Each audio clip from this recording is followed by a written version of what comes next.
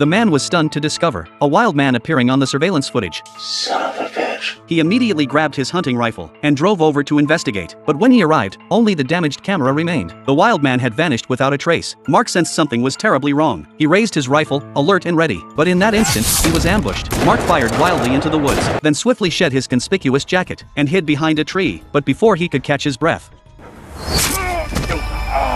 Seeing his attacker wouldn't relent, Mark endured excruciating pain to snap the arrow off. He scrambled to his feet and fled. Strangely, the mysterious figure didn't pursue. Mark scrambled into his car, only to find it wouldn't start. He had no choice but to get out and walk, yet barely a few steps later, he unexpectedly spotted another car parked in the woods. Realizing it belonged to the mysterious figure, he scanned the area. No sign of the stranger was found. He marked the car with a symbol and swiftly departed the scene. Back home, Mark endured excruciating pain to pull the arrowhead from his body. He stitched up his own wound. Mark had worked as a forest ranger here for 5 years, all in pursuit of his missing daughter. Realizing the stranger was likely connected to his daughter's disappearance, Mark reviewed the surveillance footage again, attempting to track the stranger's movements. He discovered the stranger hunting another girl.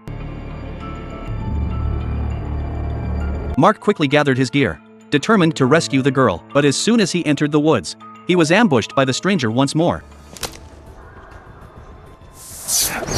Mark dodged the arrows, but couldn't locate the stranger. He pulled a paint can from his bag and hurled it forcefully into the air.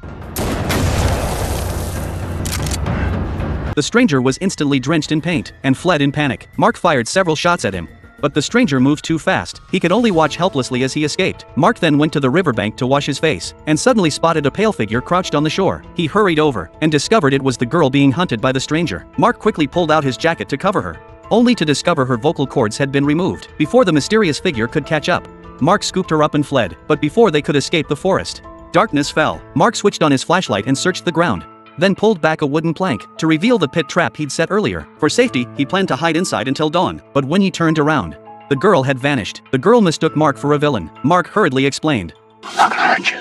I'm not gonna hurt you, okay? I want to help you, okay? Let me show you. And so the two hid in the trap and endured the night. The next day, Mark continued leading the girl on their journey, but because his injuries hadn't healed yet, by the time they reached home, night had fallen. Yet before he could catch his breath, an even bigger trouble came knocking. Thor?